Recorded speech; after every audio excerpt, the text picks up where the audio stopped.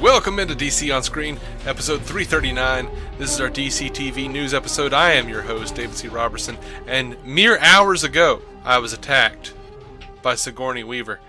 This is my co-host, Jason Goss. Now we've all been there. Describe.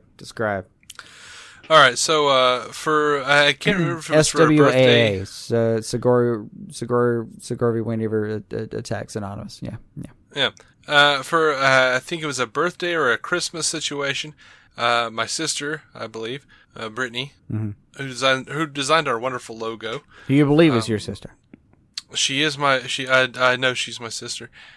She designed our wonderful logo, and she gifted to me one of those, the little mystery, like, mini figures that they sell. Like, they're in a bag, and you don't know, a little pack, and you don't know what they are. They're like $7-8. And it was a Ghostbusters one, and I opened this thing up, and it was a mini Sigourney Weaver. She's got a big head.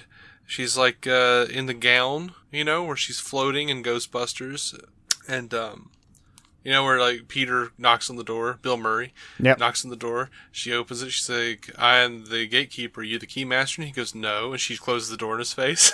Right. And he knocks again, and she opens it, and he goes, "Yes." And she's like, "Oh, okay, come in." And she's like floating and stuff. It's her in that outfit. Of course. But I had her up because I have these like 12-inch Ghostbusters figures. They were up in the house when I lived with you. And they were by the way, I found glorious. out that inside the packaging, underneath them, are a whole host of different hands and weaponry.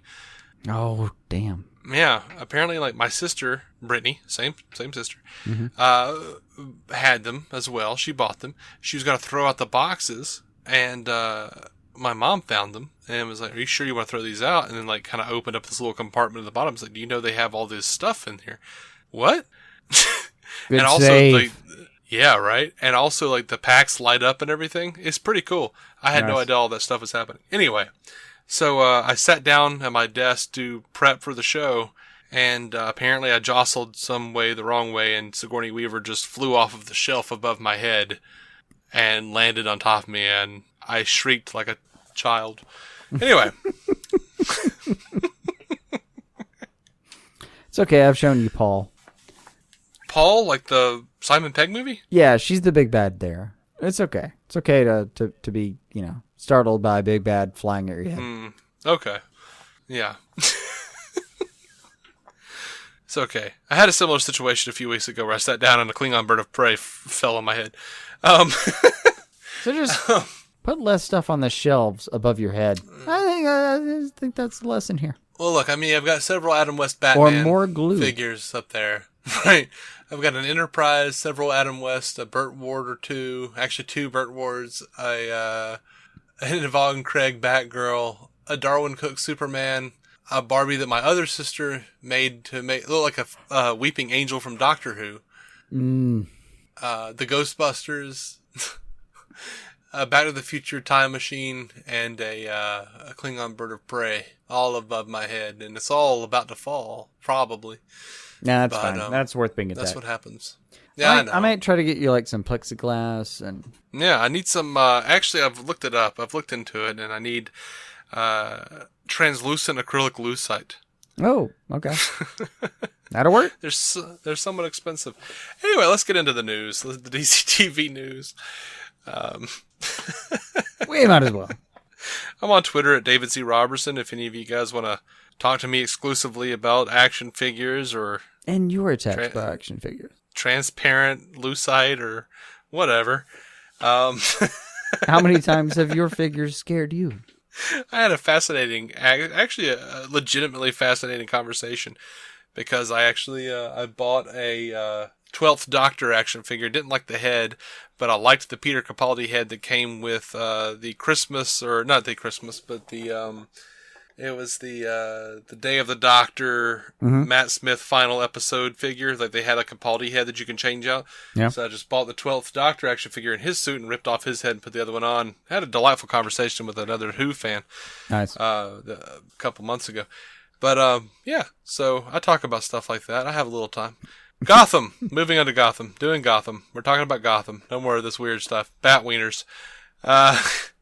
Gotham Season 4 is still undecided, apparently. It's still in the bubble, which is weird. It's averaged 3.48 million viewers in the 18 to 49 group this year, which is a 19% drop from Season 2. Those are Flash numbers, guys. Those are CW numbers. Yeah, but which is those are weird. like, for Fox, that's worrisome.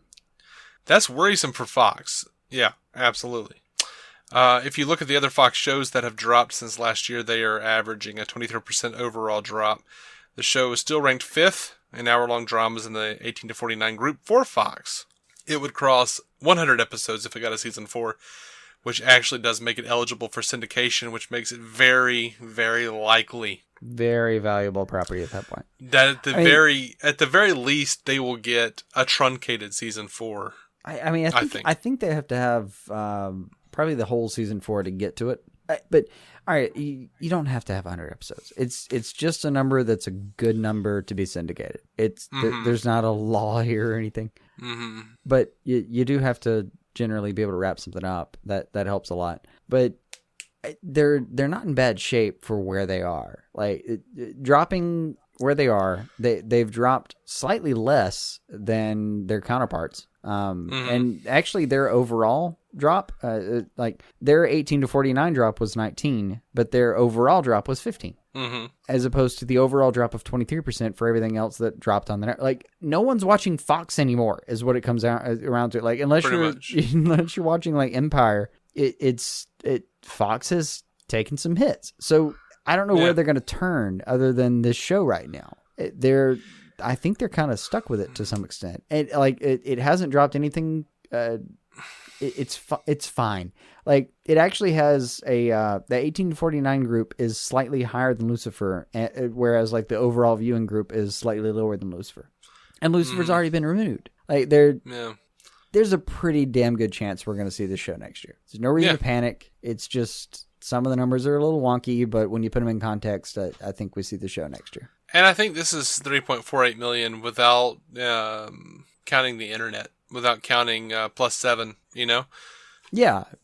I mean, we thought it was going to be in trouble last year, and then it was like, but when you add in internet and +7... Yeah, the +7 figures are huge sometimes. 10 million, they were getting like 10 million a week. Yeah. So... And aside from that, like, I don't know if Fox has so busy a pilot season that they're just thinking about tossing out the roster, like SNL style, just we're going to toss out our cast and restart.